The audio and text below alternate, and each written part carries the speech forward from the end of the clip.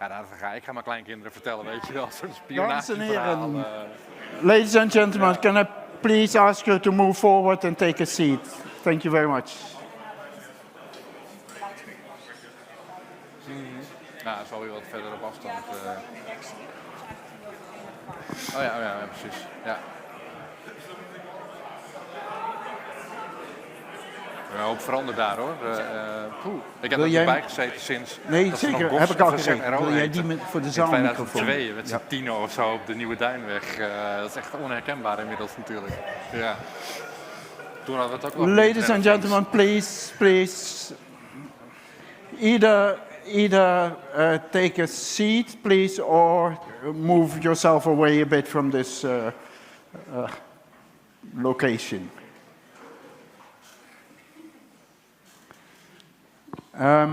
My name is Bart Jacobs. I have the pleasure and honor to chair a panel session this afternoon. We have three distinguished members here who will participate in this panel. But you, as an audience, will have a big role to play. I'm sort of an intermediary here. I'll ask the panel members first a few questions to warm up the atmosphere, but then it's up to you to really get things going and get the maximum out of this interaction. We have 1 hour, 50 minutes by now for this. And my rule always in these kind of things, we continue as long as it's interesting. So if it dies down, we'll stop.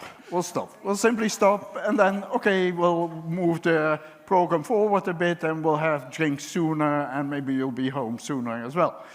But that's up to you. But let me start by asking forward the three members of the panel. That's Nelly Gouai, please step forward, Erik de Jong, and Nienke Brouwer. Very good.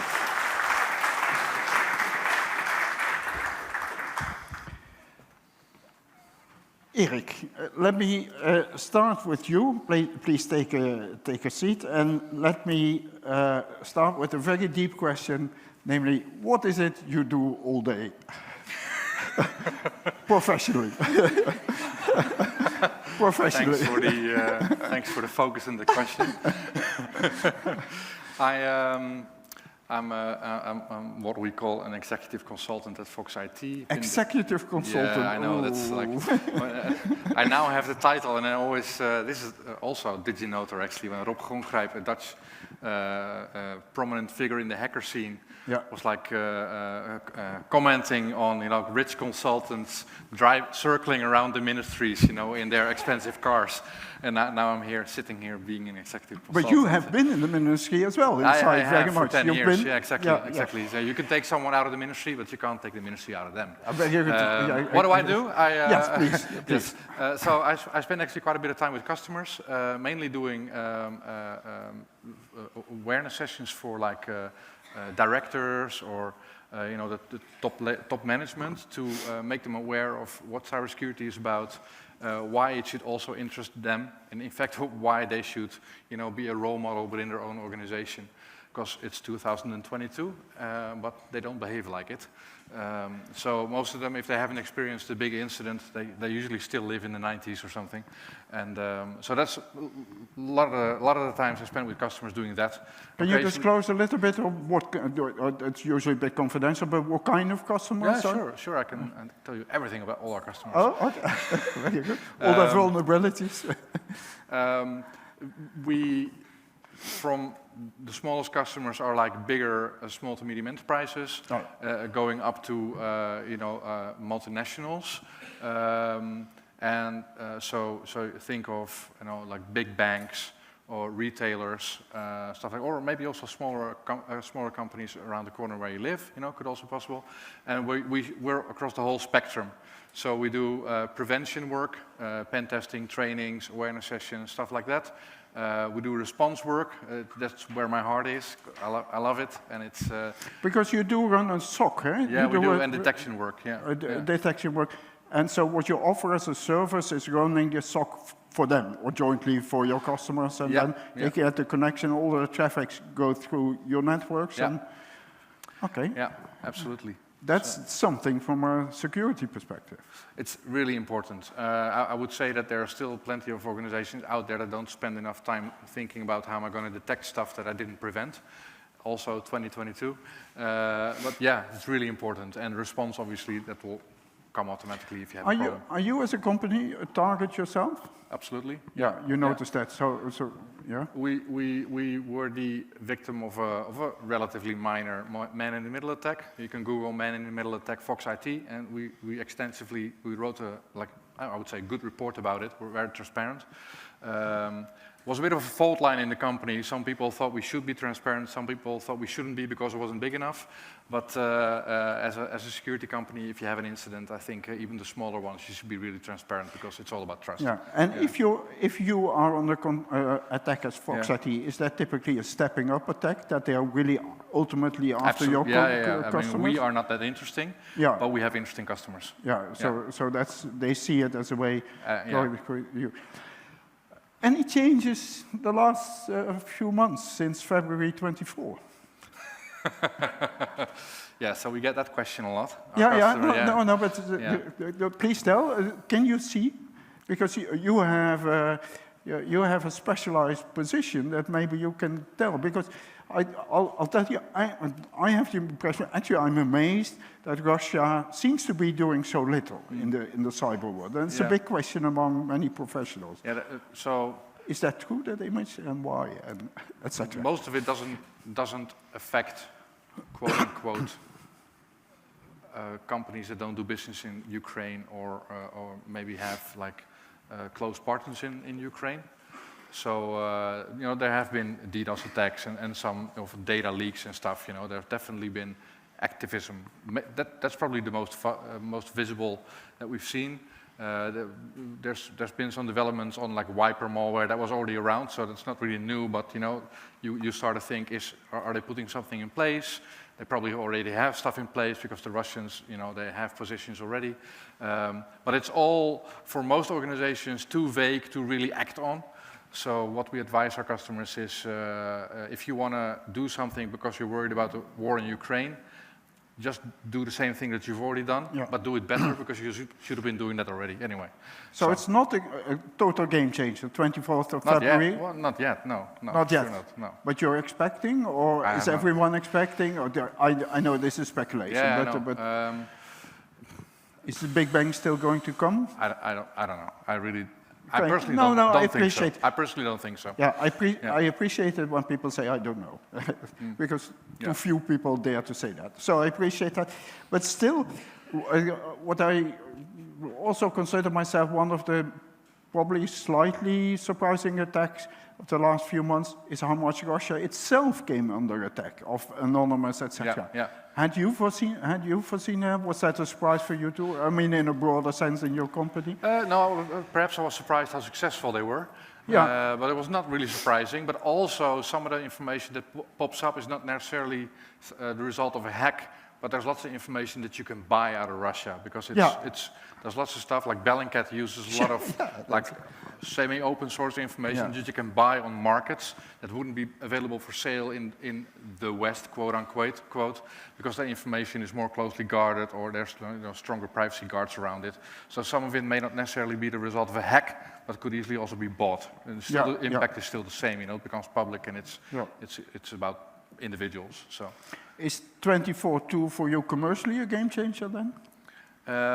Also, I would say it is not. Well, I do think there's like the larger, I would say the Googles and the Microsofts start to bubble up. So that's like commercially in the landscape is really. They start bubble up for you as customers, you mean? For us to basically latch onto and work together with. So yeah, that would be commercially something that we are really looking at. Nelly, you work at the. Thanks, Erik. You work at the Ministry of Interior, Economic Affairs. I found you're a Senior Policy Coordinator, Cybersecurity and Privacy. Yes. That's a switch on me. That's very impressive. And you also have IoT in your portfolio. Yes, I do. Yes. So this is heaven for you. Yes, it is. What did you learn today? That we still have a lot of work ahead, which I already knew, but I also heard a number of interesting new things that I emailed my colleagues about, thinking, maybe we need to also think about this or think about that, especially the point about businesses not being there anymore when you find vulnerabilities or products that are not around. So in a nutshell, we're trying to regulate. We're trying to create legislation and legal frameworks to try to handle these problems through at least having legal frameworks, because we just literally don't have them yet. And that's complicated. So this was a new, complicated extra question that we need to think about. Yeah, so you anticipated a little bit my deep question. What is it you do all day? Yes. Regulate. You regulate all day? Well, to some extent, yeah. If you ask me literally, I type emails and I talk to people and I type lots of documents. So that's what I do all day. No, in a broad sense, the Ministry of Economic Affairs actually has quite a broad responsibility when it comes to cybersecurity, that we're trying to improve resilience. So me and my colleagues are responsible for the continuity of the telecom sector and digital infrastructure, also the energy sector. We have responsibilities for the resilience of consumers, for the resilience of businesses, so Digital Trust Center will, I'm sure, be known as well. For improving hard and software, which is, of course, a main topic of today. Also for improving research and development and innovation, so through Decipher, of which we've heard from Eddie also today. So we have quite a lot to do.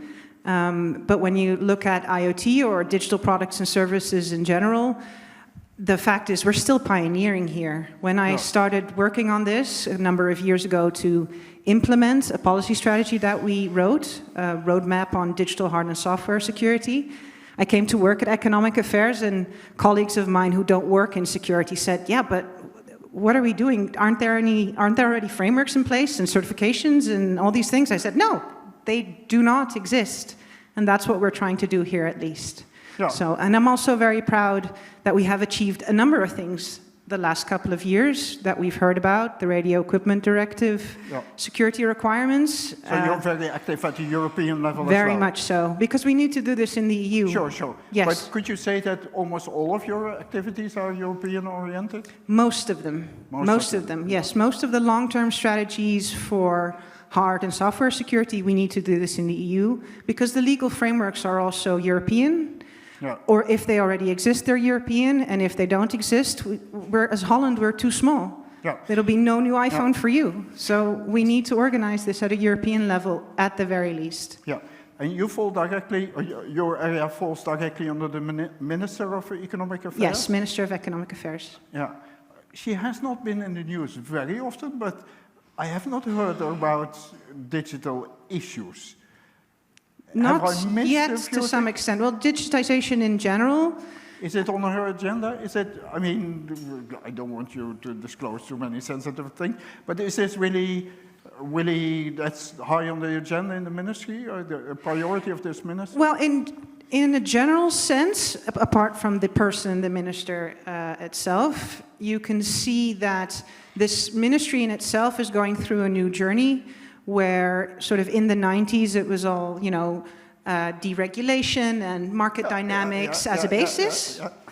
And now that you see that, especially due to geopolitical issues and developments, that you also see that it's coming more to terms with the fact that it's also a security department, something that it might not have known in its DNA, but it is the ministry that has legal responsibilities and actually tools to organize this, to make sure, for instance, that we all have roaming in the entire EU as a non-security issue, for instance. I think you make a very valid point. I mean, it has been a long time. I heard someone from the Ministry of Economic Affairs talk about regulation. So that's really a new agenda. Yes, it is. Can you disclose, so you wrote about software hardware regulation. What is the essence there? What is being proposed there? Well, a number of things have already happened, and we're also looking on to the next. So what we worked hard on, and Holland actually championed this in the EU, and I'm quite proud of my colleagues also of Agentschap Telecom, is due to the efforts that we put in, there are now coming market access security requirements for wirelessly connected devices through the Radio Equipment Directive. Yeah, yeah. It's not the perfect step, but it is a step. And what is the mechanism? Is there an exclusion or a penalty mechanism? How does it work? How it works in essence, and the red is only one of the things that we've been working on. In essence, in the end, Agentschap Telecom can take unsecure products off the market. Oh, yeah. So obviously we're not going to stop everything at the border when you start. That's not practical. But you do have the tools and the responsibilities that you did not have before for market surveillance. And you can actually use them in the end if you want to. That's very interesting what kind of dynamics that will give. Can you tell us a little bit in the spectrum from toys, intelligence toys, to connected cars? Where is this going to be applied, and which products can we see being taken off the market? Well, I think the easiest part is the toys area. If you look at connected, the toilet area is the toys area. The consumer products is sort of the easiest bit to grab. Actually, if you're talking about connected cars, one thing that very few people know is that my colleagues of the Ministry of Infrastructure have been working for, I think, nearly 10 years on a global level at the UN to get cybersecurity requirements into connected cars, and they actually managed it. So this is coming as well. So this is going to be put into EU legislation, but this is going to be global. Which I think is an amazing achievement that they have, that I want to also applaud as well.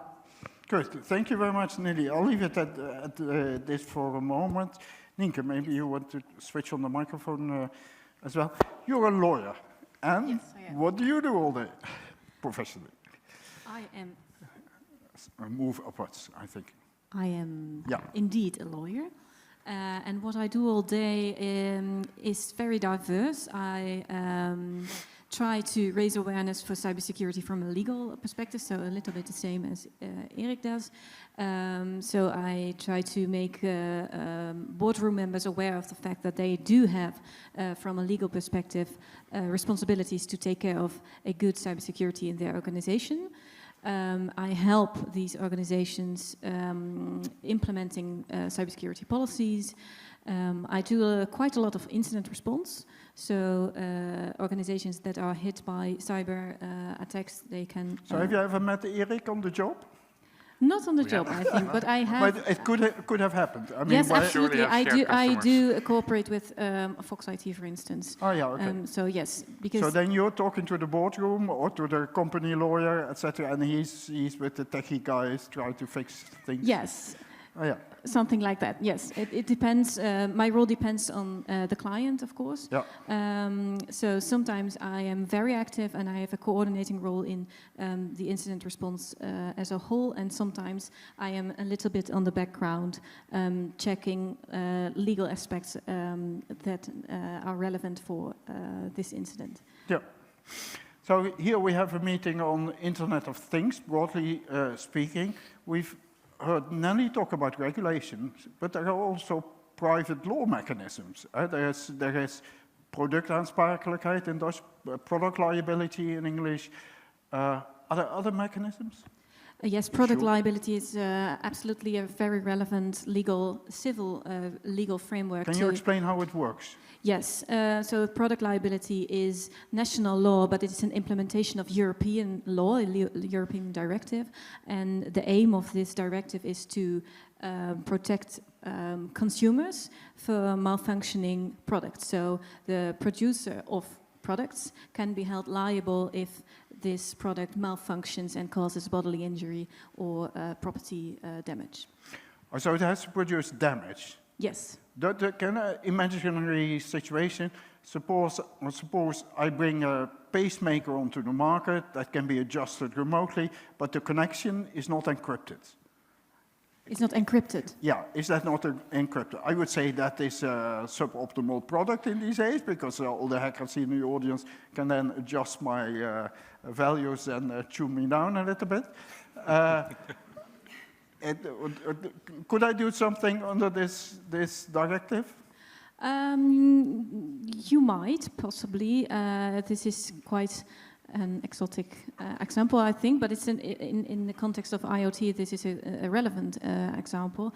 I think when the pacemaker does its job, it's not malfunctioning, but when people can interfere with this functioning of the pacemaker because of a lack of security, that might be a very good legal discussion. I might have a reasonable expectation that this connection is protected. Is that a legal basis to go to court, or is there a duty of care that applies, or are there other mechanisms? It might touch upon the duty of care of the producer, I think, especially for such an important function like a pacemaker or another medical device. By the way, there is also other specific regulation from Europe on medical devices. Yeah, sure. Okay, but anyway, in this example, but you understand it's a hypothetical. I think it would be very debatable if there is no security at all and the pacemaker malfunctions because of. Have companies been taken to court on these kind of things? Not yet. Not yet. So the private law approach doesn't work. Am I exaggerating? I think the private law approach is not functioning optimal. And that's the reason why, as I understood, there is research ongoing on product liability, especially for these kinds of situations. Yes. So privacy is also one of your topics. Yes. So we talked about connected cars, and so there will be regulatory push towards security, also towards privacy. And let me again start with an example. I think it works like this. If I go to a car dealer and I buy a modern car like a Tesla or whatever, it's connected, all the data out of the car flows everywhere. But before I can start this engine, I have to press some OK button. Is that consent?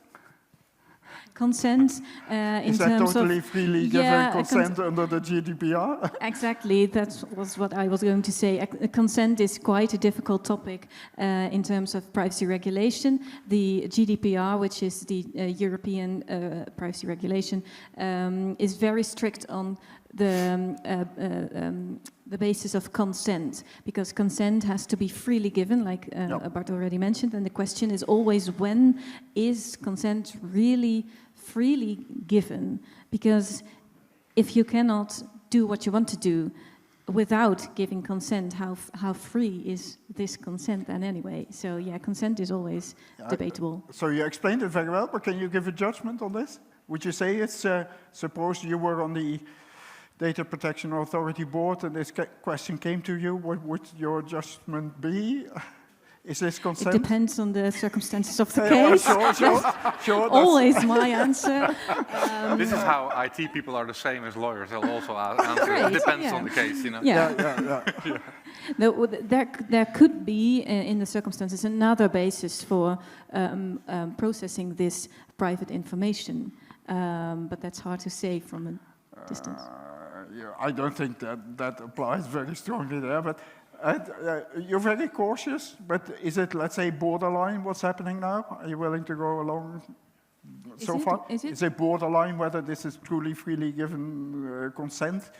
No, I think consent is a difficult basis to process information on, because it can also be withdrawn at any time. So always be careful with consent. But if I withdraw my consent from Tesla, Tesla will say, okay, you can no longer drive the car. So that's Probably. Not really a form of consent I can withdraw. Probably, yes. Yeah, so the law doesn't function here. In terms of consent, it's just very difficult. Very difficult. I think this is the furthest we can get lawyers in these kind of hypothetical situations. I thank you very much. It's up to you now. Who has a question? I have to see against the... in the corner, there's a microphone coming up.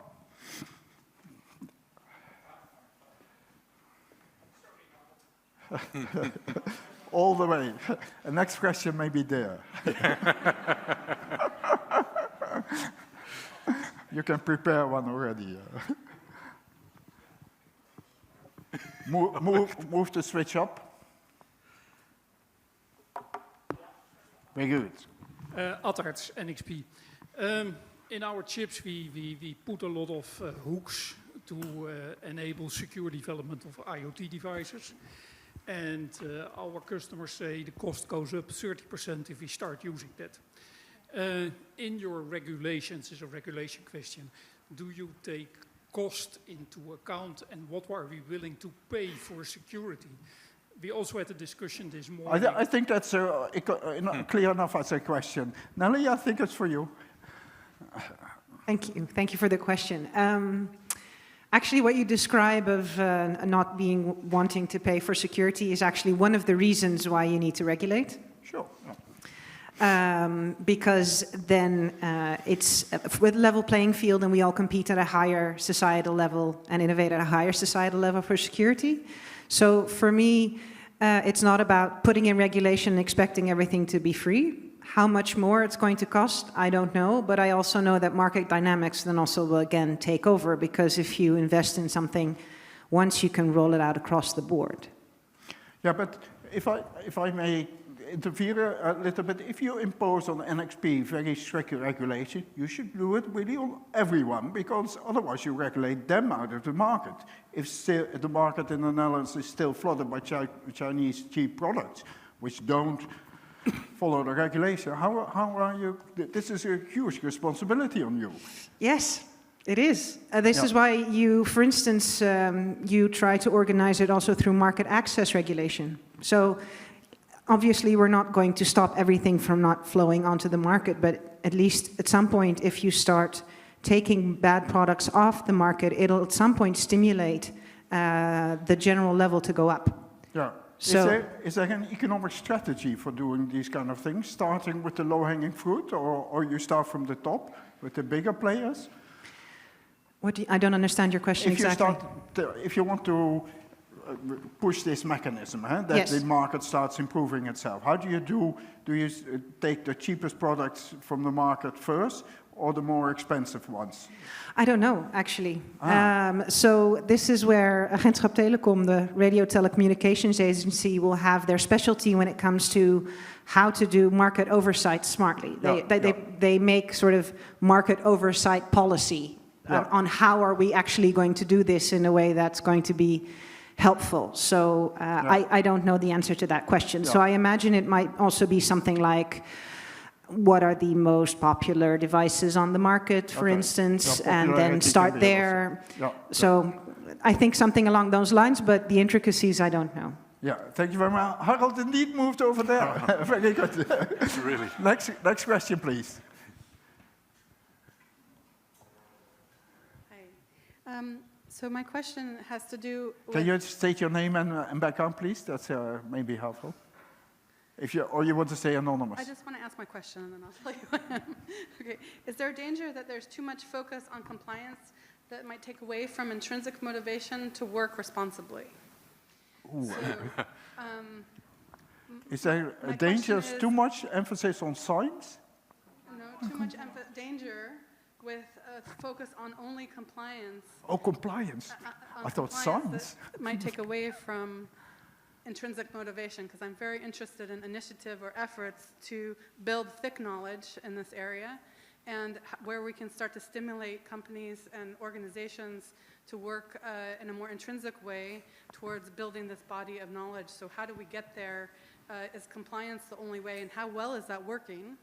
And could we actually start building better intrinsic models and ways of sharing knowledge? And could the government maybe stimulate these kind of initiatives? Bingo, we understand each other. Very good.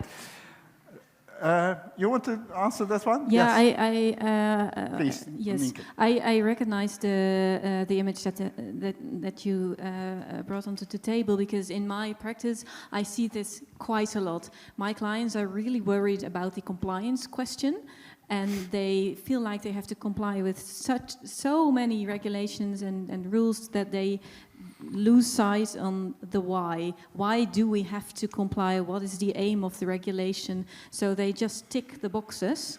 And I also see that in terms of insurance. I'm specializing in cyber insurance, which also requires these security measures before entering into contracts. And what I see is that my clients just tick the boxes, they answer yes to every question because then they get the insurance, and when they have the insurance, they think they comply with several regulations and rules, but insurance is never a substitute for security. So yes, I recognize this vividly, that they lose so sight. you reinforce the Yes. complaint, but what's the solution? I think we are still, unfortunately, in the phase of raising awareness. So companies are not aware of the real risks. They think it's an IT issue, they have the budget for the IT department and they do their job. But I think we have to increase the awareness of the actual risk and the actual consequences of the risks on boardroom level. Yeah, If I may add something. Yeah, sure. That I think actually we need the regulation as a starting point, because there is no intrinsic motivation to start with, to be honest. There are some organizations that do have it, but they're really a tiny minority. So I see I totally agree with what you're saying. I just see compliance as a starting point. That's what you're recognizing as well. We're taking the compliance. I usually tell my customers, if you go for compliance, you won't be secure. I can guarantee. If you're going for security, you will, pick up compliance along the way, and that would be better because in the end, you also want to be compliant. That's a given.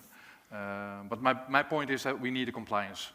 I don't see it as something working against us. It's like the first step, and we take it from there. So compliance and rules are a mechanism to create intrinsic. Well, you can also do without compliance, but either way, you need to arrive at the point where they understand that security is something that needs to trickle down your whole organization, and and you might get there through compliance and taking the next step then. Thank you very much. Next question on this side again. Hi, Jeroen van der Ham, NCSC. Speak up a bit, please. Okay, so there was a presentation on certification earlier today, and we've talked about certification of products, and maybe soon certification of software. Well, what about, how do you feel about certification of service providers, or even certifications of individuals? Of individuals. To whom is this question directed? Anybody.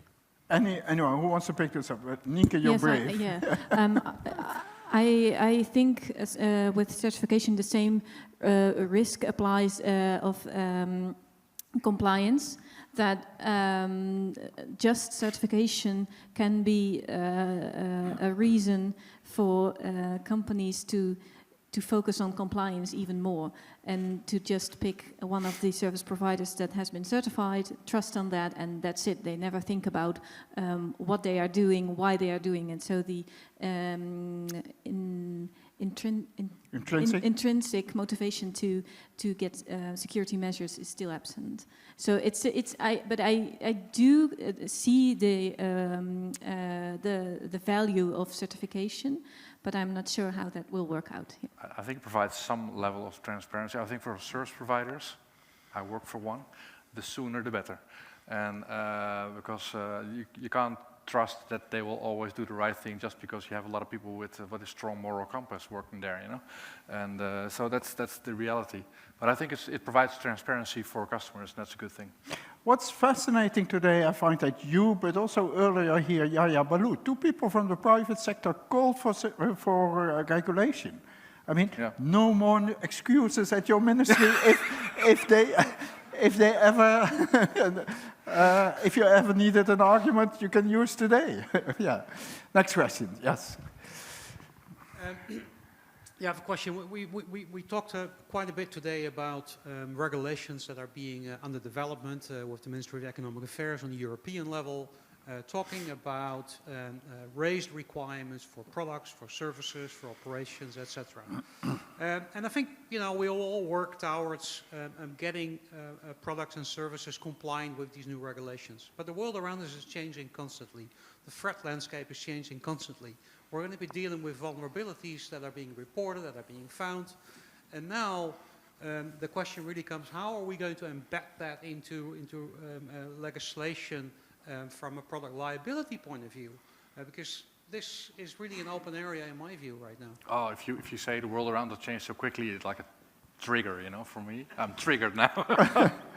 because I totally don't agree. I partly agree with that, let's put it that way. I think at a higher level, if you look at MO, if you look at motivations, and you look at policy and procedures, not a lot of things change. Obviously, the vulnerability that might bite you in the butt tomorrow is going to be something that can change immediately.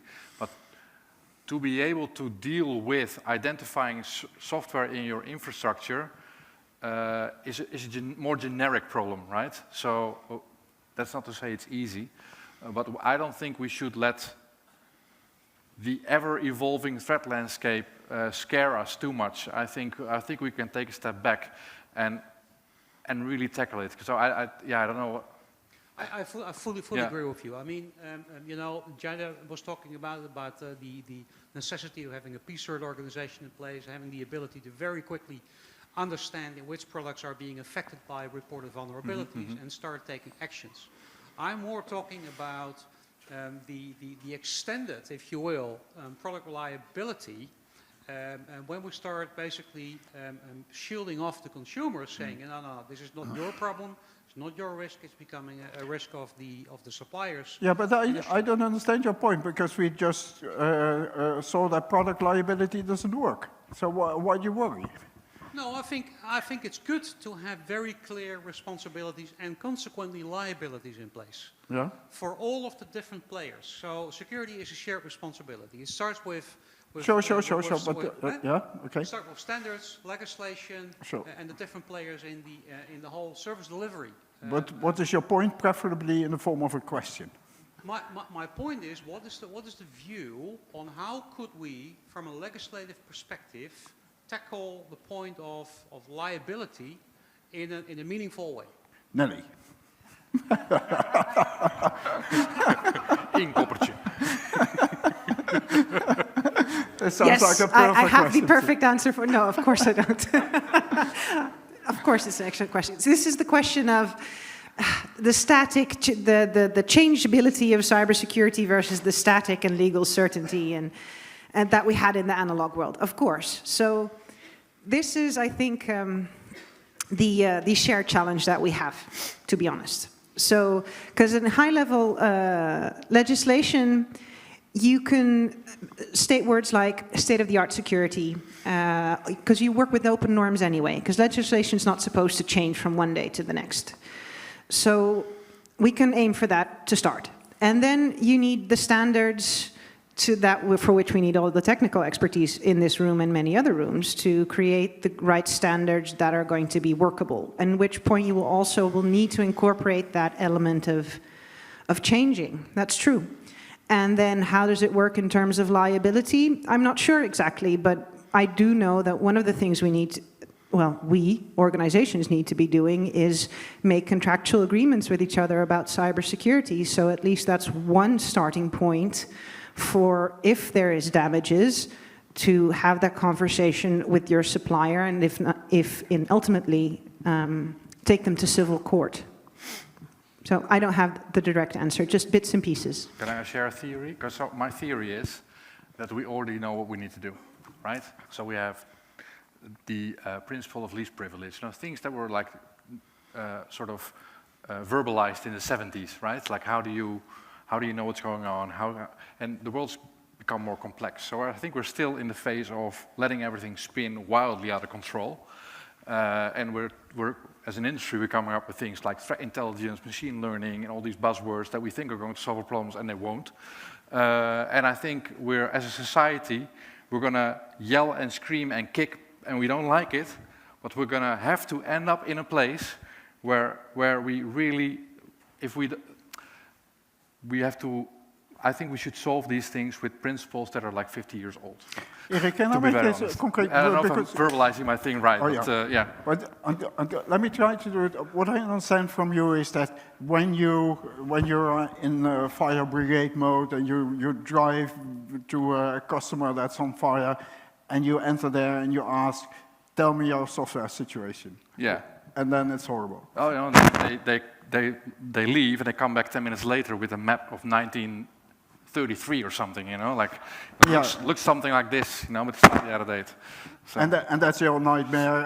In no matter what, we're going to have to arrive at a situation where we've got every individual bit and byte in every infrastructure under control. So that sounds like a pipe dream, right? And I think it is, but I think if we don't reach that situation, we don't have our infrastructure, everything that our society runs on, under control, and we run unknown risks. And that's what we don't want. I'm not saying we should be 100% secure. I'm saying if you don't have everything under control and you know what you know and you know what you don't know, you run unknown risk as a society, and our whole society runs on software. So we can kick and scream and do whatever kind of buzzword we want. We're going to have to arrive at a situation where every individual bit and byte in every infrastructure is accounted for. That's what I believe.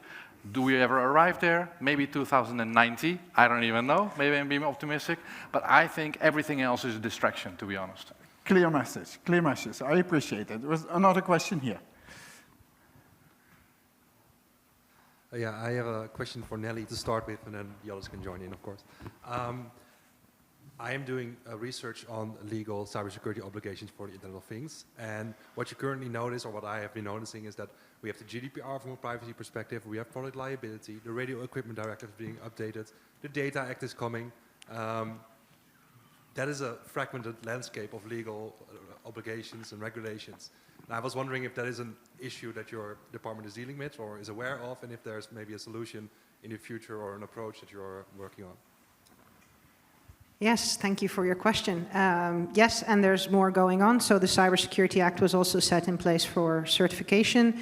And the next thing on the horizon is the Cyber Resilience Act, which we're expecting this fall, and for which the Dutch government is lobbying the European Commission to horizontally set in place a duty of care for all products, digital products and services for the entire life cycle. So we're shooting for the stars. That's something that we want to do. And we are also very aware that there are many bits and pieces, and you'll never completely be able to eliminate them. So what you need to strive for is at least to have some coherence between the bits and the pieces, because you always have sort of a baseline and sectoral specializations. So cars are not medical devices, are not a toy.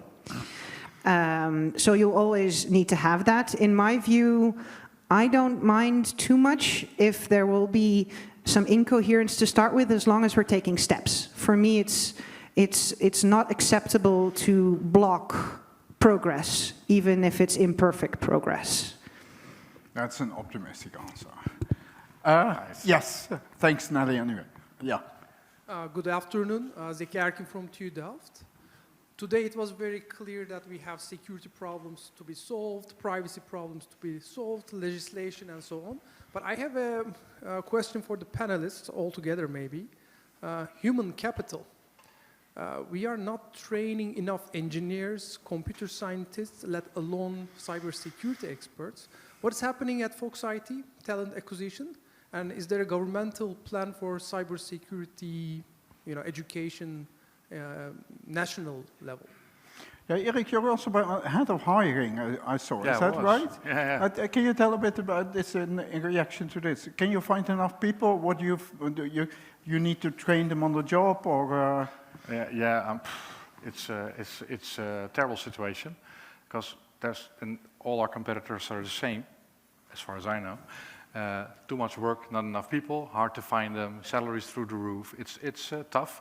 So we do run our own talent development programs. We already did, but more focused now on people coming in, from different areas or with hardly any knowledge, to either part-time or full-time, let them grow into security analyst, incident responder.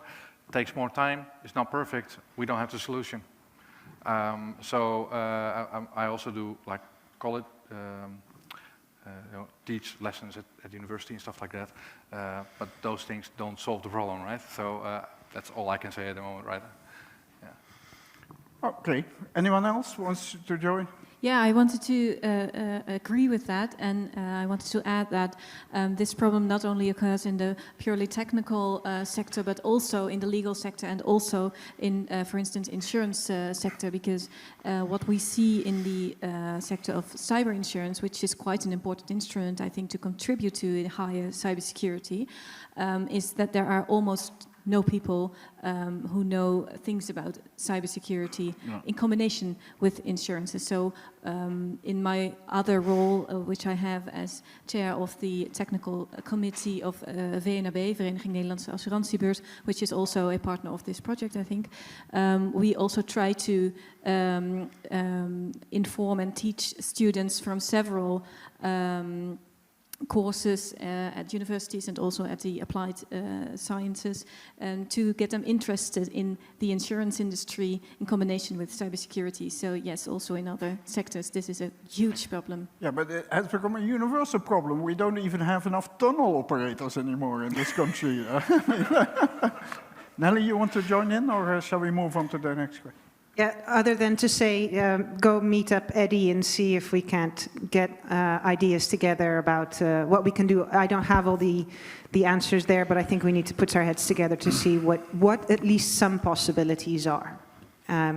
Also competing against tunnel workers and environmental specialists, etc. We have to be aware of that. Cybersecurity is a niche within ICT, compared to other fields, and also the shout out to not only the betas but also the social sciences. Good. Maatschappelijke dienstplicht? Yeah. Last question. Thank you. Jonas Brahms, Royal Haskoning. I'd just like to add on to the previous question. I think there's too much focus in cybersecurity on responders and detectives, etc. I'd like to see more focus on getting security by design right and getting people educating people to make secure products, and not only IT, also OT, or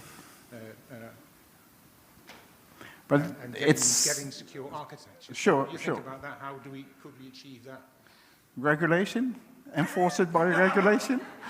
I mean, it's too expensive in practice, and there's not enough incentive to do this. It's cheaper to educate people to create secure designs than to have to detect and repair and respond afterwards. Yeah, I think in this audience everyone will agree to with this, almost everyone maybe, but it's not working. But anyone, I should not comment on this. Anyone from the panel? No, I agree, and sometimes I thought that comes to my mind, or a question actually, is if it wouldn't be wise to start teaching cybersecurity and IT aspects, just like we teach our children language and mathematics. So why don't we start teaching them and making them aware of this on a younger age, on primary school or something like that? And I don't have kids, so I don't know whether this already happens, but I think this would be quite a good idea, and I'm amazed that that's not the case. Okay, thank you very much. I think I'd like to stop the panel here. We've been going on for 45 minutes. I think it was very interesting. I'd like to invite you to thank the members of the panel loudly.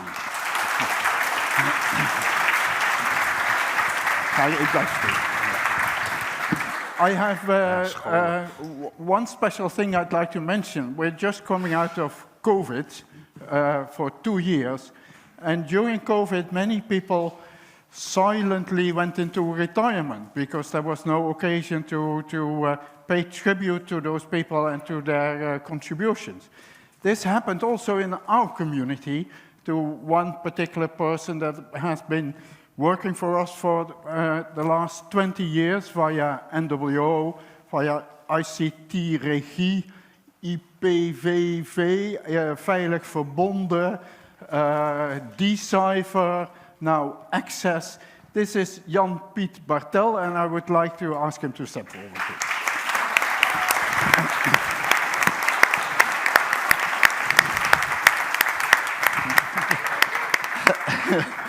Jan-Piet, hereby I would like to thank you on behalf of the whole community. Can I have a microphone, please? Yeah, thanks. on behalf of the whole community for your efforts over the last 20 years. If someone, a young woman or man, would be brave enough at this stage and decide, I want to become like Jan-Piet Bartel, what would you advise this person?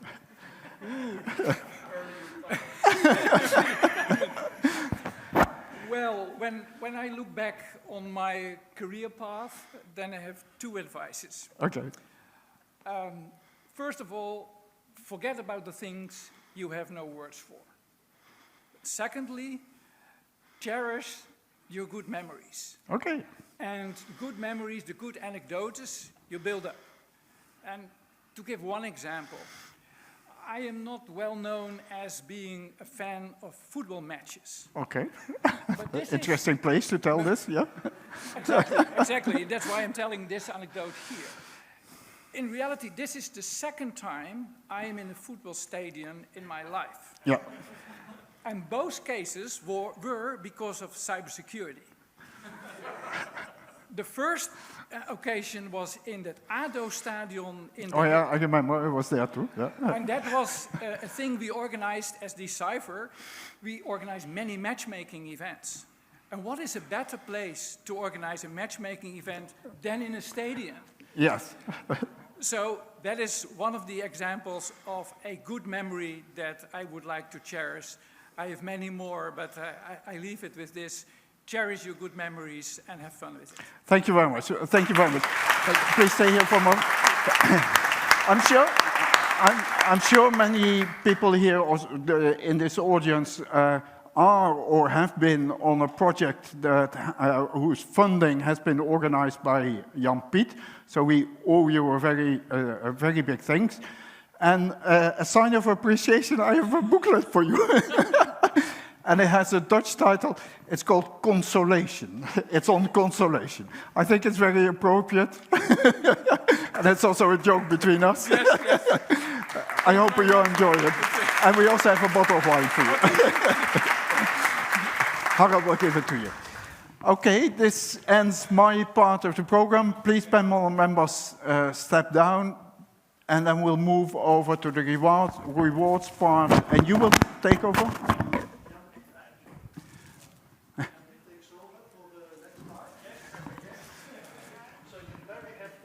Dank u wel.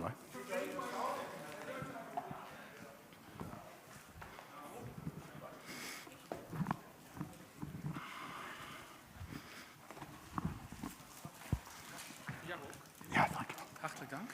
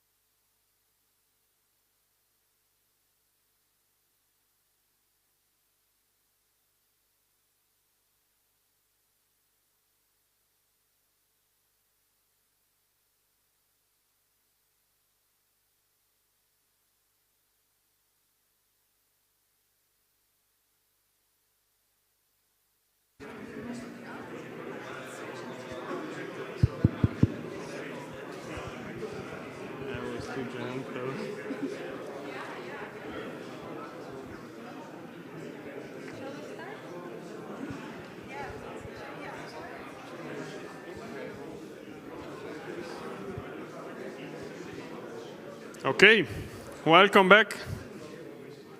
If you left, if you didn't left, welcome stay. So, Olga and myself today are here to present the Dutch Cybersecurity Research Paper Award. A bit of history. Well, first of all, why 2021? It's a good question. We'll see it at the end, but you can guess. And we are speaking about COVID since this morning. And we are all happy to be here in presence, and that's where we wanted to deliver the award, in presence, with people presenting in front of people, not in front of a small screen.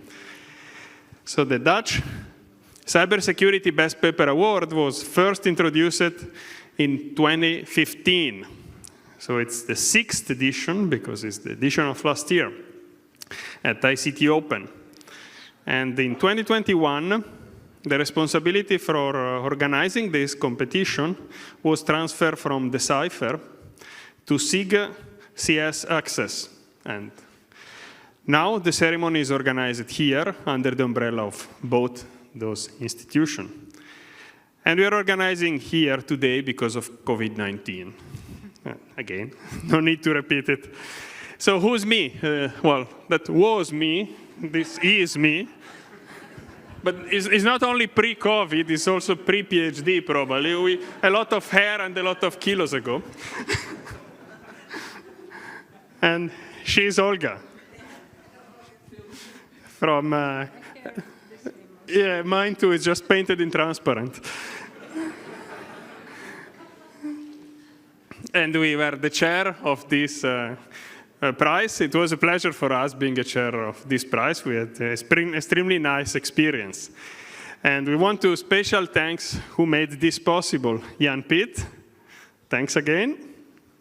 And Jule, I want to clap Jule also if she's not here, because she did an immense job organizing all the submission, organizing all the reviews, and helping us quite a lot. Now let's move into a bit more of details of how is the process. The process was a self-nomination of a paper done by a deadline, typically. And we had a jury of 3 people selected internationally that could decide and nominate the best paper. We had a long discussion within the jury, and we will see later who's going to win. The member of the jury, I'll let Olga introduce them. Thank you, Francesca. So we had a really great international jury this year. The first member of the jury is Professor Sascha Fall from CISPA Helmholtz Center for Information Security in Germany.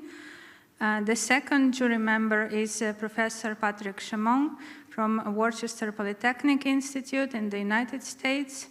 And the third jury member is Associate Professor Magnus Almgren from Chalmers University of Technology in Sweden. Let's thank the jury for their great work in reading all the nominating papers, discussing them, and deliberating about them.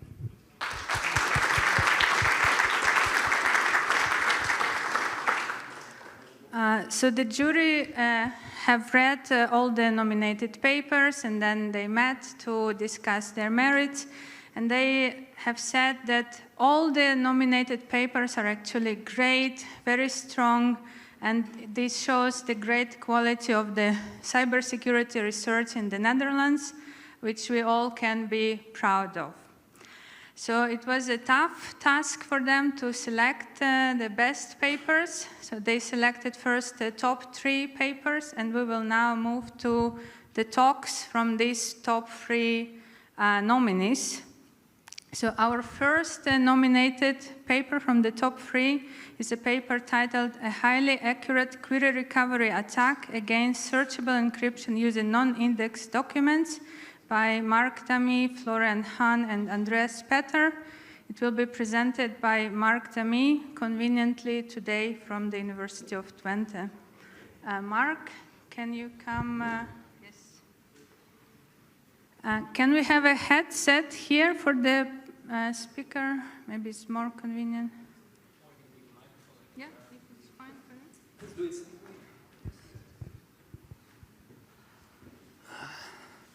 So first, thank you.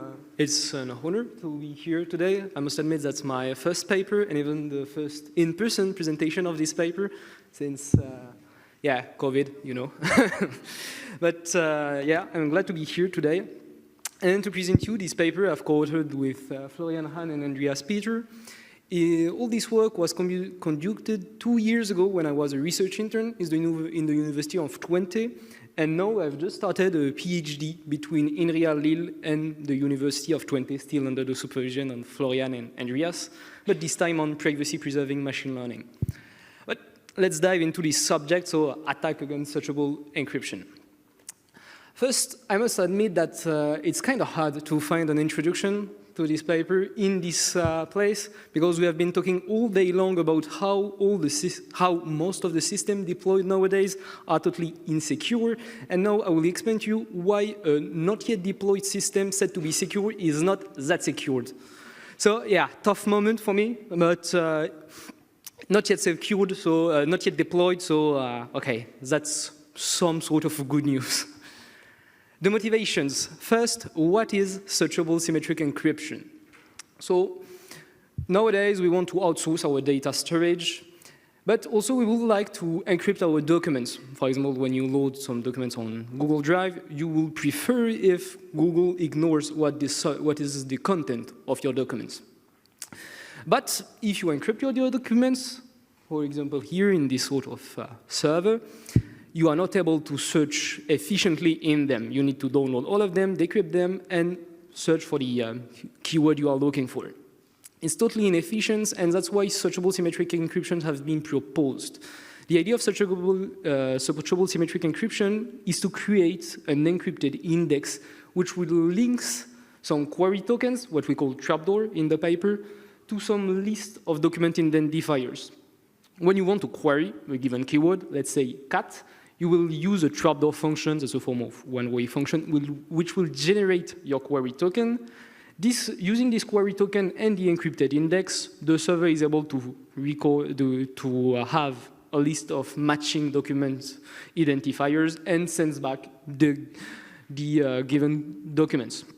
So that's how it works. In theory, I say in theory, the server knows neither what is the subject of the query you've issued, nor what is the content of the documents. So everything seems fine when we reach this slide, but we have described, many people in the community have described some attacks against searchable symmetric encryption, and us will study passive query recovery attacks against searchable encryption. The idea of passive query recovery attacks is that a server won't actively try to attack you, but will simply try to infer some information about your queries just by observing, for example, the query tokens and the documents returned to you. So that's a passive attacker. The SSE schemes leak some information. We distinguish the access pattern and the search pattern. Let's try to define quickly those terms. The search pattern is the fact that if you try to query twice the keyword cat, the server will know it because the query token will be exactly the same for the two queries. And if you query the keyword dog, the server is able to distinguish those two queries. And the access pattern is the fact that a query leaks the document IDs. So for example, you see in the query of cat and the query of dog, you see that you have one document in common. So that's the access pattern. And now using this leakage, the attackers all the attacks usually create what we call a trapdoor co-occurrence. So the idea of a trapdoor co-occurrence is that you will try to compute the number of documents in common between two queries. So for example, between cat and dog, you have one document in common, meaning that cat and dog co-occur in those documents, and so you have a co-occurrence of 1. So you can do the same for all the keywords that can be queried. So that's the leakage, the trapdoor co-occurrence, which is computed, and this trapdoor co-occurrence is compared to a keyword co-occurrence obtained using attacker-known documents. Those documents, and that's the last bit of terminology from us, create a distinction between two types of attacks. The known data attacks, in which the attacker-known documents are indexed, so the attacker knows part of the document encrypted, And the similar data attacks, that's when you have access to a similar data set. The documents are not indexed. It can be documents which have been leaked before and be indexed later, or a public data set you find online and you consider to be similar. So that's similar data attacks. How is the state of the art on those attacks, considering this new terminology? So I've listed here 3 main attacks. Islam et al., Cache et al., Blackstone et al. Are all efficient, only effective as non-data attack, while Polio and Wright has a low accuracy as a similar data attack. Our conclusion from this is that there is no yet described accurate similar data attack in the literature. And we argue that the known data setup can be considered as a strong, unrealistic assumption. We are talking here about knowing 20 to 30% of the index documents. You had already a huge data breach if an attacker knows 30% of your documents. So we argue that it will be preferable from an attacker point of view to have a similar data attack.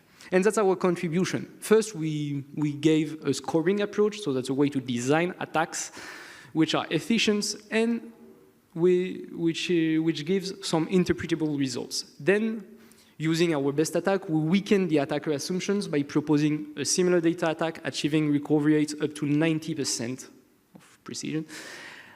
And then a proper formalization of the concept of similarity, because I talked to you about similar data, but it would be interesting to have a formal definition of this. And finally, an analysis of our attacks, so really extensive, the qualities and the limitations. So, just before diving into the attack, you need to know what the attacker knows, obviously. So the attacker is Honest Bucure server. She knows she knows some documents similar but different to the document index, from which a vocabulary and a keyword co-occurrence matrix are extracted.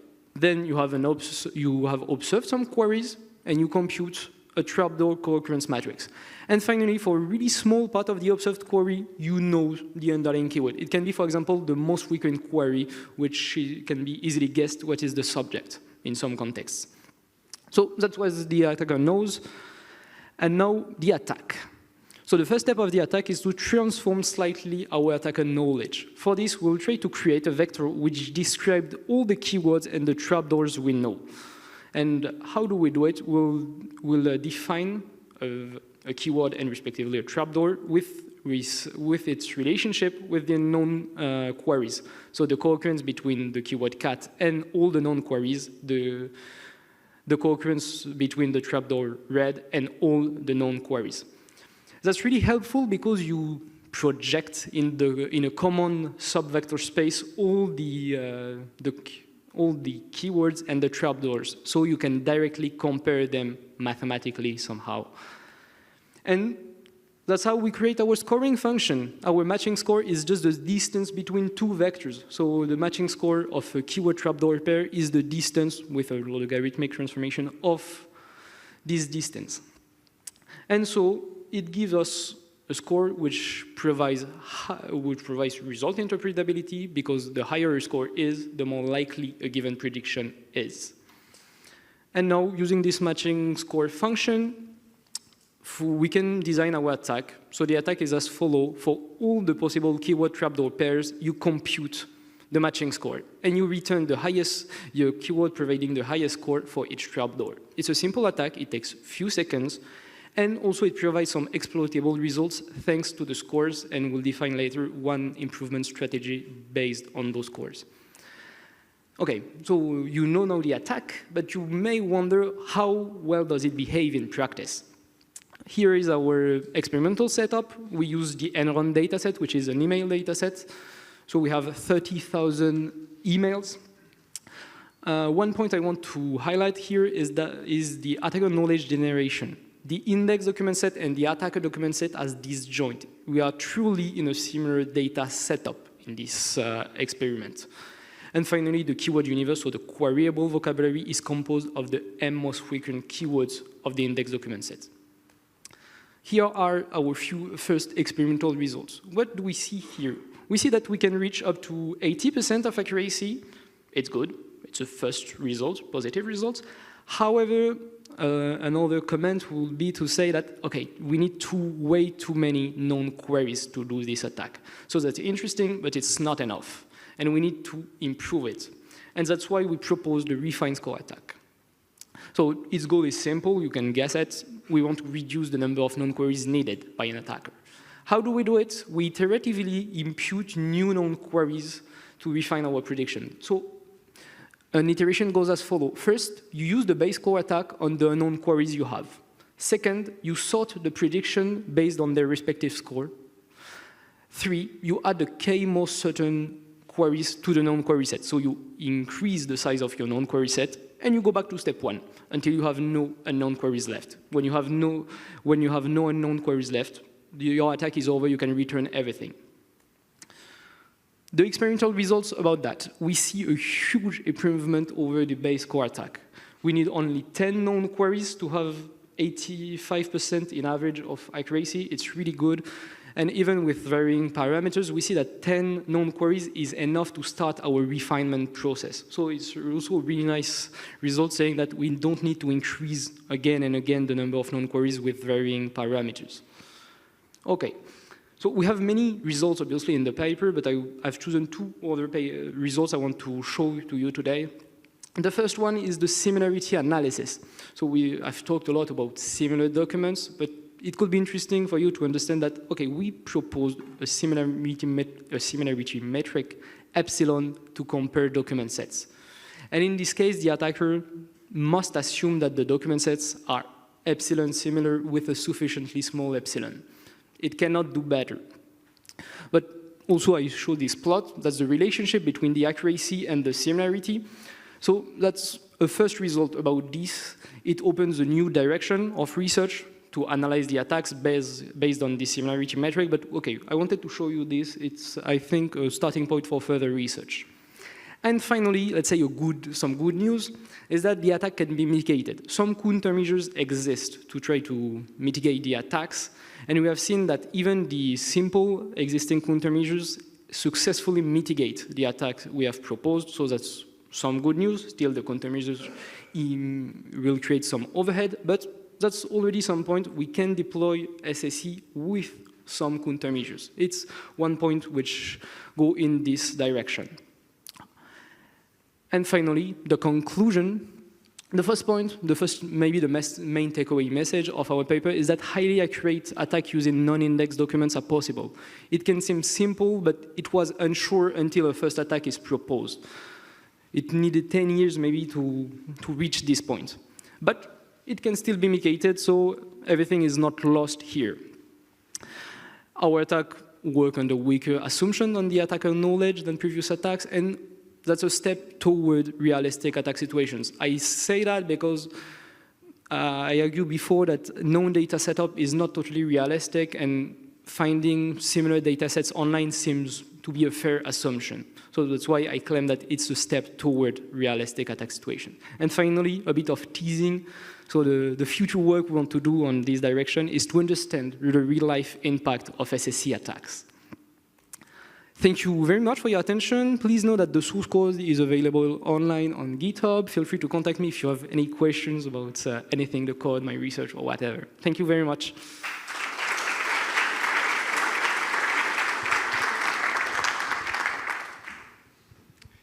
Thank you, Mark. Congratulations for the nomination.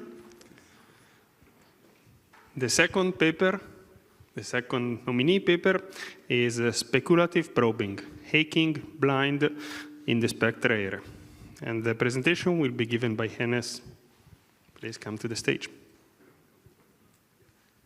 Thank you, Francesco. All right, thank you for nominating me and selecting me for giving this presentation. Hello, everyone. So my name is Enes Göktaş, and I'll be talking today about a new attack method that we developed while I was at Stevens Institute of Technology in New Jersey. So I'll be talking about Blindside, and this is a new attack method that combines software vulnerability with speculative execution. So here's the first slide. All right. So let me start with a demo.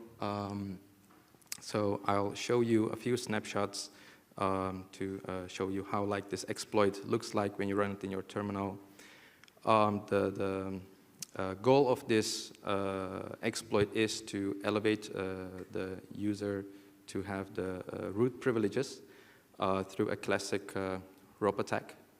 For this to succeed, like the exploit needs to find out where's the kernel image, where is the kernel heap, and also needs to find where's the rope payload location in the heap to make it a reliable attack. In this exploit, we start with a single buffer overflow, and we don't have a direct information leakage. If you're aware of such exploits, nowadays you have the randomization in place that randomizes elements in the memory. So those are the code reuse mitigations. You need the information leakage, but without, it's pretty hard to pull off such an attack. And we have been able to use the blind side here that still allows leaking without having this direct information leakage. In addition, we have Spectre mitigations in place that aim to prevent such a speculative execution attacks.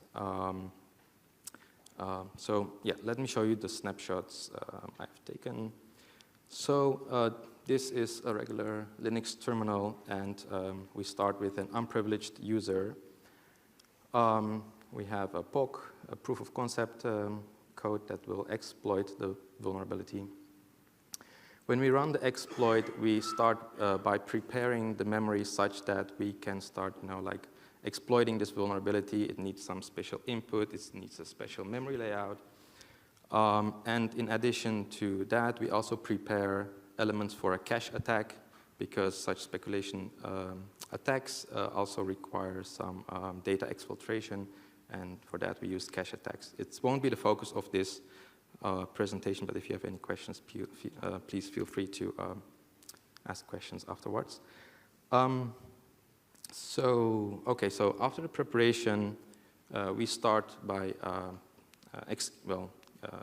performing the blindside attack method to leak the kernel image first. This takes about, it's less than a second, and the reason is that the kernel image has a low entropy. It doesn't have many locations where it can appear in the memory, so it's very fast. We probe for it. And then we search for the kernel heap. This takes a bit longer because the entropy is much higher than the kernel image, about half a minute. And then we search for the vulnerable buffer, or where the buffer overflow happens, where we will put our payload.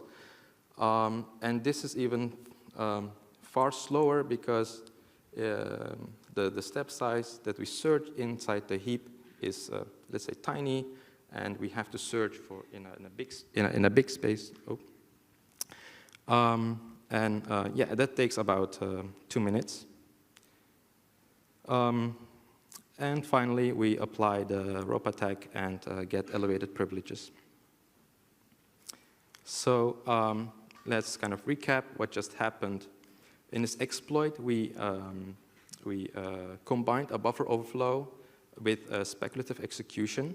And what we did was we performed a control flow hijack. So there was an indirect branch. We corrupted the target, and we executed the indirect branch. However, we did this speculatively. So we performed like a speculative control flow hijacking. In addition to this hijacking primitive, we created stronger primitives to find different kind of elements. And in this exploit, we used 3 of those primitives. We have classified 5. I will show a list of them later. Basically, code page probing primitive is used for searching for code pages in the memory. So we found the kernel image with that. Data page probing, we found a data page with that and could see where the kernel heap starts. And object probing primitive that's able to search for specific objects inside those data regions, let's say. And finally, the rope attack is applied with the information we have leaked with the blindside attack method. So let me try to illustrate like how does a blindside snippet look like this hijacking primitive snippet that you need, and how does it relate to existing probing attacks. So regarding the existing probing attacks, these are called like blind rope attacks. They can also probe in the memory of a victim, but these can only do that in programs that are resistant to crashing, because in such attacks, you again corrupt a function pointer, an indirect branch target, and you execute it. But if you execute a wrong pointer that where the target doesn't exist, it's going to crash the program, right? Such programs that are crash resistant are servers where a child process could die, and for reliability reasons, the parent process is going to create another child, right? So in servers, such attacks could be applied. With blind rope attacks, when the probing, the results are returned, like the results are returned to the attacker through a fault covert channel. So in this channel, the attacker will learn if the victim crashed or not, or like it will look at the responses of the victim. As you can imagine, like these kind of attacks, well, the blind rope-like attacks are not possible inside the kernel, because a crash inside the kernel is going to halt the system, right? It's going to stop working. And blindside helps here by making these probes speculative, right? So how does a blindside snippet look like? It's again exploiting an indirect branch instruction, but it puts this in, well, it exploits one that is inside a conditional branch where the CPU performs some speculative execution. And that means that the CPU is going to predict some direction in the code. It's going to take the branch, or it's not going to take the branch. And the CPU makes predictions, it can predict wrongly, that's fine. It will just throw away the results and then continue with the right branch. So that's the speculation. And we exploit the part where it wrongly makes the prediction. That's the misspeculation part. So we get at a conditional branch if statement. It can go left or right, take the branch or not take the branch. And under the part where there's a misspeculation, we exploit the indirect branch. In blindside, because it's performing a speculative execution attack, we have to be on the same machine, and there we use a microarchitecture covert channel. So these cache attacks are microarchitecture covert channels. And yeah, that's also like a difference between blind rope attacks and blindside. Okay.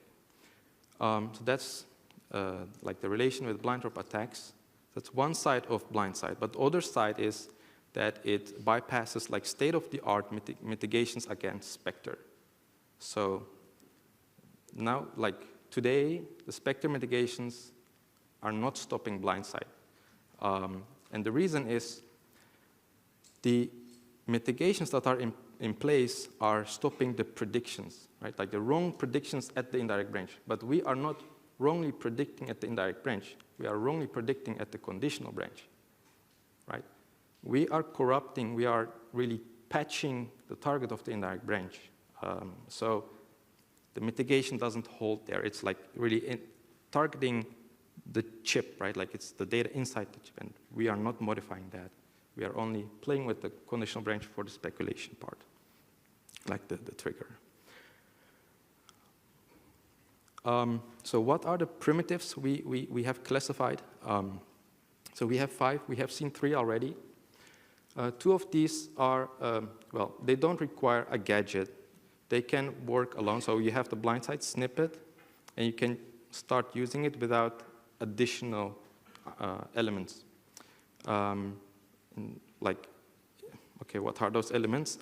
Those are like code snippets that also help you to leak other kinds of memory. When you target something in the code, you don't really need a gadget. You can just make the indirect branch instruction target a code page, and see if it's giving a signal in the cache attack part. With data, so that's the code page probing. We have seen that no gadget required. Gadget probing, it searches for a specific gadget. So it doesn't use a gadget, but it searches for the specific gadget inside the code. There are the three other ones that do require a gadget: data page probing, object probing. We have seen that. The Spectre probing one is, I think, the most interesting, where this one allows to leak contents of a memory page. So with the other ones, data page probing, object probing, you only find where something is located. But with Spectre probing, you can even leak what is inside that's, something you have found. Maybe something interesting to add is that the data page probing requires a gadget with 2 memory dereferences. There's little requirements. Object probing needs more requirements, 3 memory dereferences that are chained. And Spectre probing uses a gadget with 4 memory dereferences. So we looked into, okay, how common are these snippets? We looked into the kernel, Linux kernel, collected the indirect branches that are like depending on the conditional branch. There are many indirect branches, of course, but we need specific ones that are like depending on a conditional branch, meaning if the branch is taken, it will go to the indirect branch. If the branch is not taken, it will never go to this indirect branch. We found that in such indirect branches, about 50% of them are like within a distance of 50 instructions. It's about 8,000. And this is not so promising for an attacker because 50 instructions there's a lot of noise while you get at the indirect branch from the conditional branch. I think the most interesting part here is that about 1/3 of those indirect branches are at a distance of 5 instructions. Now, note that the speculative execution window can handle more than 100 instructions. So when you have reached the indirect branch with only 5 instructions, you have 95 instructions left to perform like all those gadget executions and leave all the signals in the cache and whatever. So in addition to the snippets, we also looked at the elements that are used in other, in 3 of the 5 primitives. We have found plenty for data page probing, 2 memory dereferences, and object probing that uses 3 memory dereferences. So enough gadgets to pull off those probing primitives. However, we found far less gadgets for the Spectre probing primitive. And this is not an issue for an attacker because an attacker only wants to find one Spectre gadget. And so generally just one fitting gadget is sufficient for the attacker. What can an attacker do to increase these numbers? It can relax the template of the Spectre gadget, meaning that, for example, if the indirect branch is preloading some data that is beneficial for the attacker, the attacker doesn't need to search for 4 memory references, but 3, right? Then it's a more relaxed gadget template, and it can increase the numbers. It can also split the gadget, Spectre gadget in multiple gadgets, such that one gadget has 2 memory references and the other one also 2. Then you again can find many more snippets that you can combine, and the numbers can increase. So what did we do? We created 3 exploits where we target different kind of defenses. The first one, it's breaking KSLR. It de-randomizes elements in the memory and collects the elements as necessary for a classic rope attack and performs that. That we have seen in the beginning. The other two attacks, I think, are more interesting. In one, we perform, the second one, let's say, we don't perform a code reuse attack.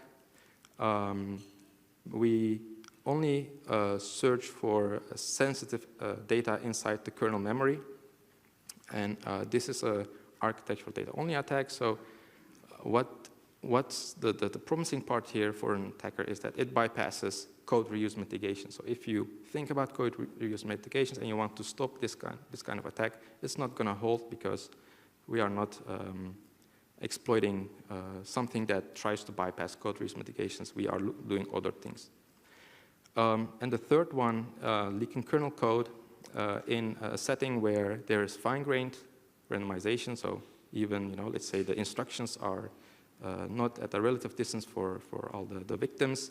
So the attacker needs to leak really into the instructions, like where are they?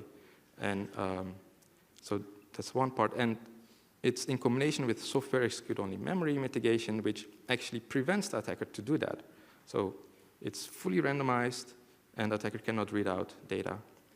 And we found that with this, with a blind side, you can actually bypass those mitigations. You can still read out data that is supposed not to be read out.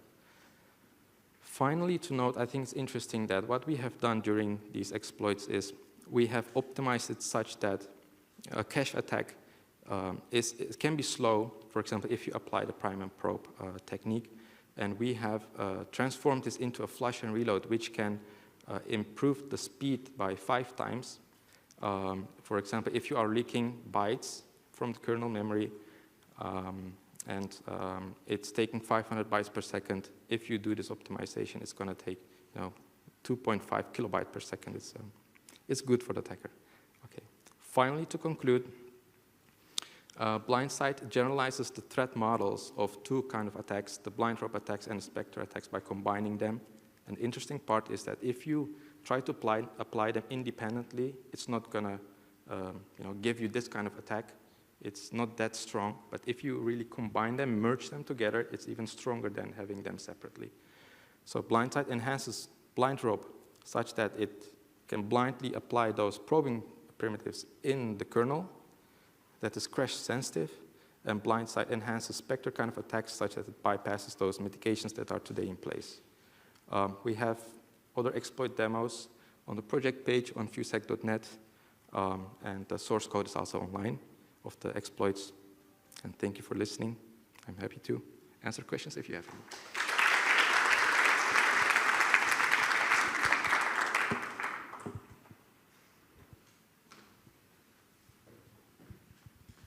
Thank you very much, Enes. And we are moving to our third nominated paper, which is Trespass, Exploiting the Many Sides of Target Row Refresh, by many authors, and it will be presented by Herbert Boss from Freie University.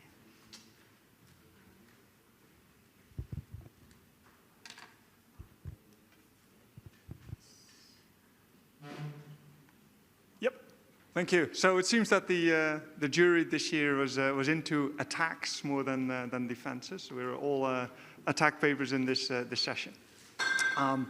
As you may have observed, I am not Pietro Frigo and I'm not Emanuele Vanacci.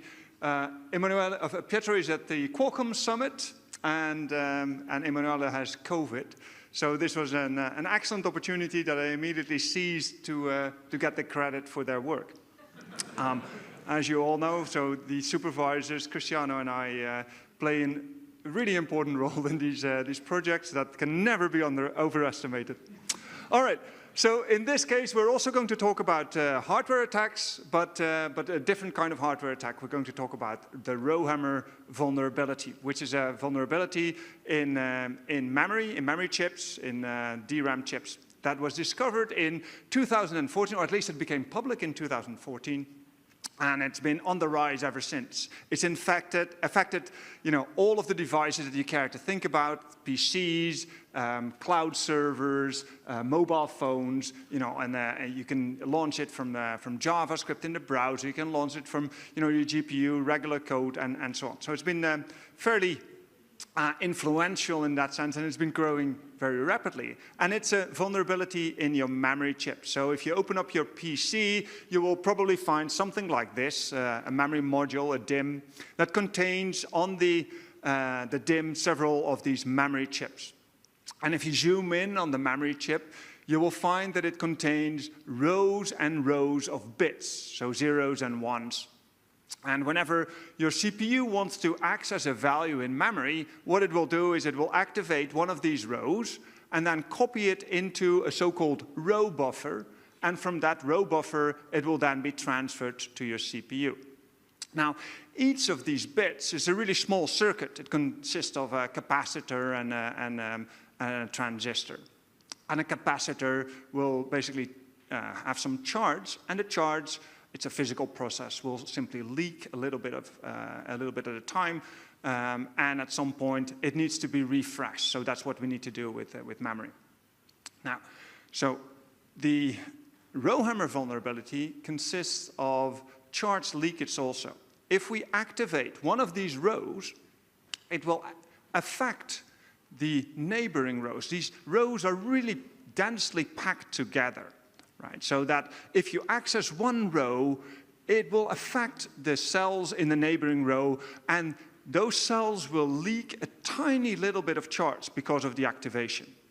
Okay, so if we do this very rapidly over time within the refresh interval, so we keep accessing neighboring rows, the charge leakage will accumulate. And at some point, if you're lucky, it will accumulate to the point that one of these cells, one of these bits will flip. A 1 becomes a 0, or a 0 becomes a 1. Now, the thing is, you never know which of these bits will flip, or if any of the bits will flip on a particular row, but you do know that once you found a bit that flips, that is simply a weak bit. And if you run this again, it will be that same bit that will flip again. Okay? And that makes it something that an attacker can use. You can now access your own memory and flip a bit in somebody else's memory. Okay? So Rowhammer was discovered or was made public in 2014, and then, like I said, it's been on the rise ever since. I have some highlights here from some of the things from our group. So it was used to attack a browser on a laptop. It was used to attack the cloud, mobile devices, even remote attacks across the network. And it basically means that for all of these devices and all of these layers in the stack, your memory integrity is toast, right? So that must be really, really scary for lots of people, or so we thought. But then, here's a picture of Werner Vogels, who is, as you may know, the CTO of Amazon. And he posted a tweet at the time saying, he was not worried. And the reason why he was not worried is that, this is all well and good in consumer electronics, but the memory that we use in our servers is much better. And that's true. For instance, on servers, you may have things like error-correcting codes, where if there is a bit flip, the machinery of the error-correcting code will automatically correct the bit flip, and then there is no bit flip. Okay.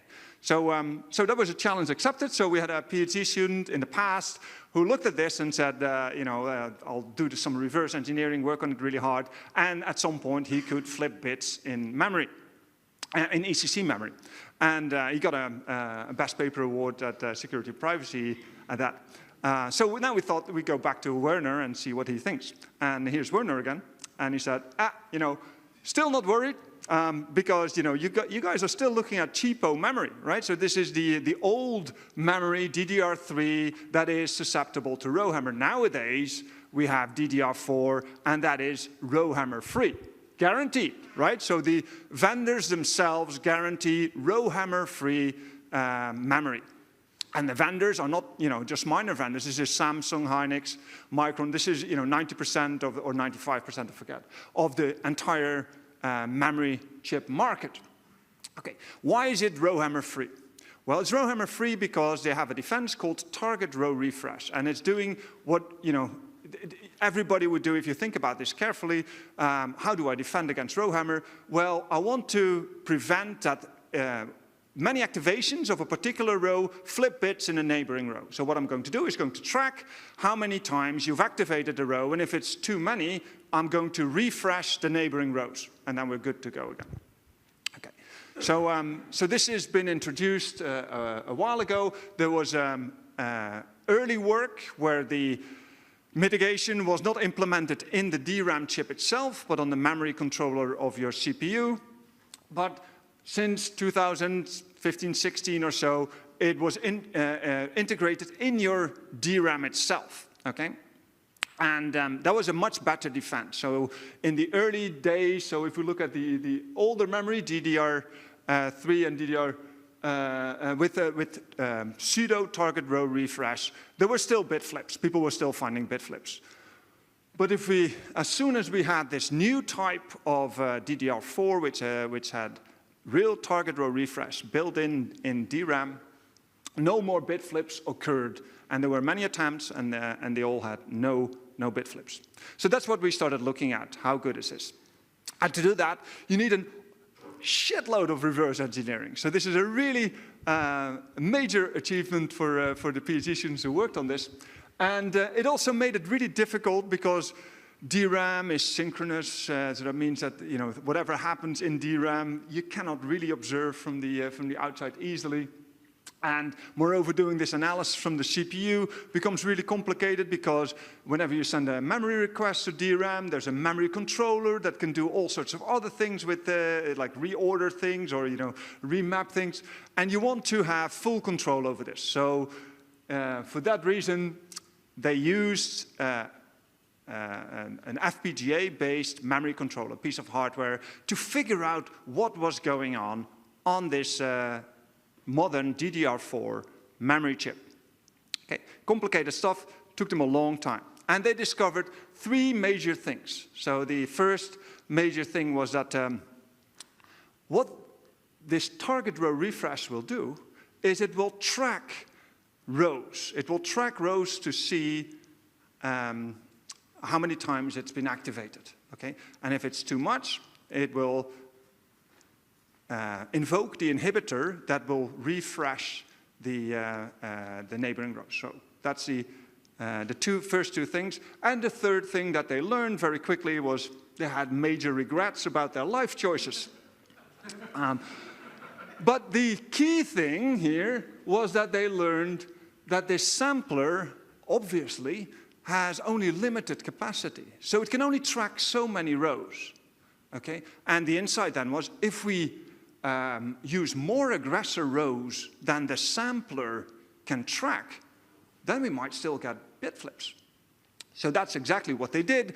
So instead of just, if the black rows here are the aggressor rows, so that's why we start hammering, it will affect the neighboring rows close to it. So to be even more effective, we could start hammering on both sides of the victim row, and then we have, you know, even stronger effects there. And that was well known. This is what many people had been doing. What we did was we started using way more aggressor rows. Right? Let's see if we can go beyond the capacity of what this target row refresh sampler can track. Okay? And as soon as you go beyond the capacity, so we trick the TRR into tracking the wrong rows. And as soon as you go beyond the capacity of this sampler, you start seeing bit flips again, even on the most modern memory chips, the most modern DRAM chips. Okay, here we see that we don't get any bit flips for fewer than, I guess it's 8 rows that we hammer. Okay, if we hammer 10 rows, we get lots and lots of errors, lots of bit flips. In fact, we found that these modern chips, these modern DDR4 chips, are way more vulnerable to row hammer than the older ones, probably because they're more densely packed together. Okay. Here's a picture of Werner Vogels. But also of me, right? So we also got in a bit of a bind there because this was, we thought, a major vulnerability that we didn't know how the vendors would respond to, right? So we got into this, this disclosure procedure where lawyers were involved, and we had to communicate our findings to the hardware vendors by means of proxies. So the NCSC helped us there, and many thanks for that. We had a sort of anonymous communication channel to the vendors who knew exactly who we were, by the way. At some point, I got an email from someone at Samsung saying, "Is this you guys?" But, you know, so and then the rector of the university also got involved. So this is, he's now no longer our rector. Unfortunately, he was a fantastic rector. Vinod, he made a real effort to get involved, and he said, whatever happens, right, if they will sue you, we're behind you. So that's great. So the university is behind us.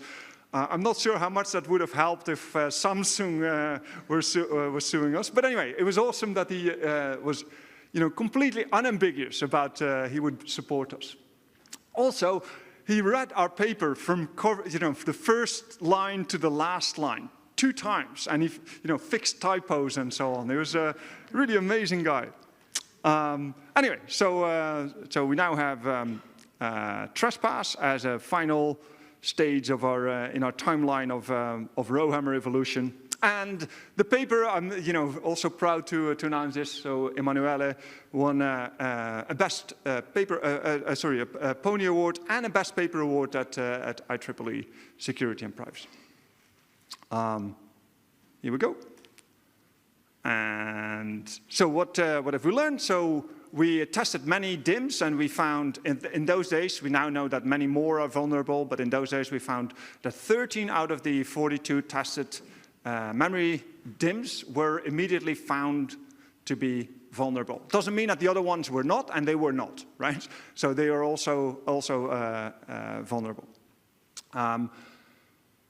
We also found, which is interesting, I think, that the DDR4 chips are even more vulnerable than the DDR3 chips that we looked at before, as long as you use the right patterns. Okay. The new defense that was touted as stopping Rowhammer as an attack vector simply is not good enough. It does not stop Rowhammer attacks. Okay. Let's see, all of the major vendors are affected. 90% of the market is therefore affected. And these are the memory chips that are in this laptop, right? In my laptop and in all of our devices. And they're going to be in there for the foreseeable future. So even if you buy the latest memory now, it's still vulnerable, and it will be in your devices for, I don't know, 5 years maybe? So that's kind of bad. To test all of these DRAM modules from all of these different vendors, we built our own fuzzer. So rather than using the FPGAs to evaluate all of the DIMMs, which was a lot of manual work, we built an automated procedure where we could just do this from the CPU. Once we understood how this worked, we could use fuzzing techniques to do that. Okay. So after 10 years, roughly, Rowhammer is still a problem, and I don't see an immediate mitigation, an immediate solution. And with that, I would like to end my presentation. Thank you.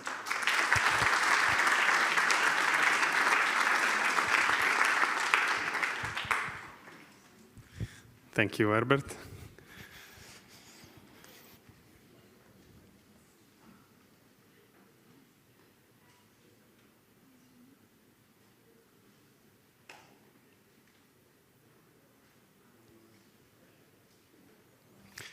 Okay, now we have seen the nominated papers.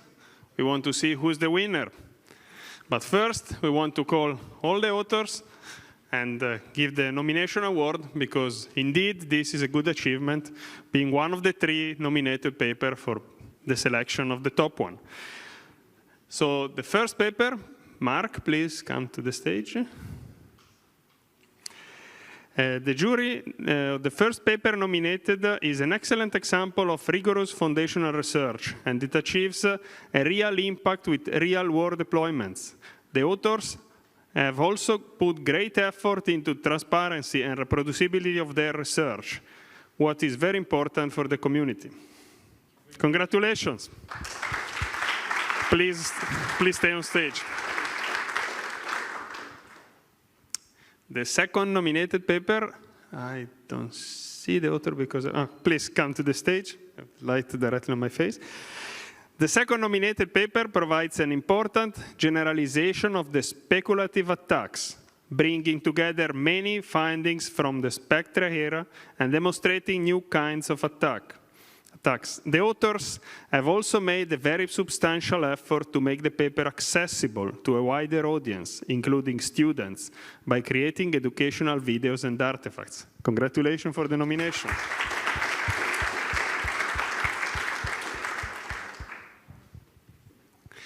The third nominated paper shows that the raw hammer attacks still have not been satisfactorily addressed in practice. It also demonstrates the important role of security researchers today, and in the future, I would say, who keep the industry claims in check. The paper sends the strong message that to achieve better security industry should be open to research community. Congratulations.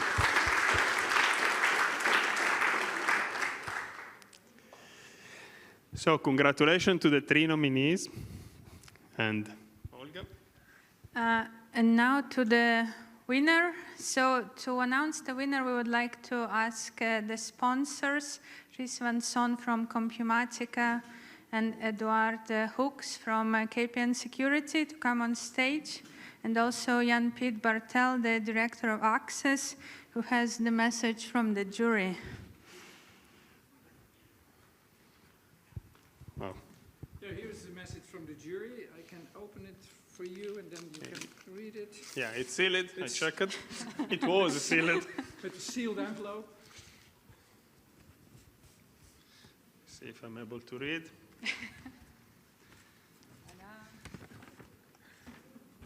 And the winner of the DCSRP 2021 edition is Trespass, exploiting the new main sites of target refresh.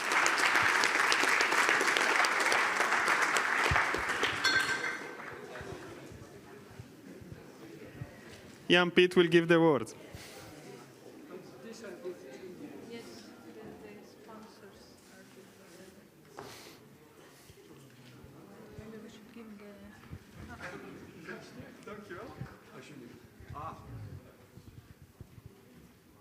Ik zie dat er een geldprijs aan verbonden is. Ik zou het op prijs stellen als niemand het tegen mijn studenten zou willen zeggen dat we dit gewonnen hebben. Dat is oké. De bar is open.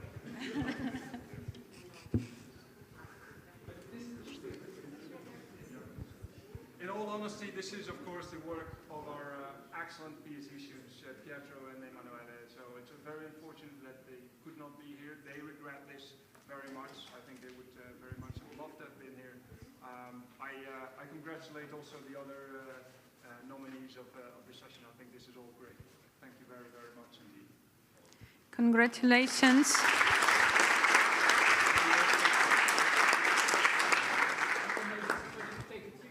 Yeah, maybe.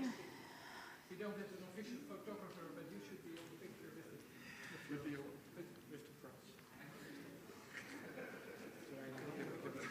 prize. So with this, we will close this session. Thank you very much for being here. We will take a picture now. If somebody can take a picture. Yeah.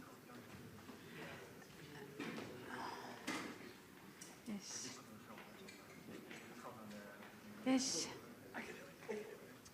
You want to be in the picture? No?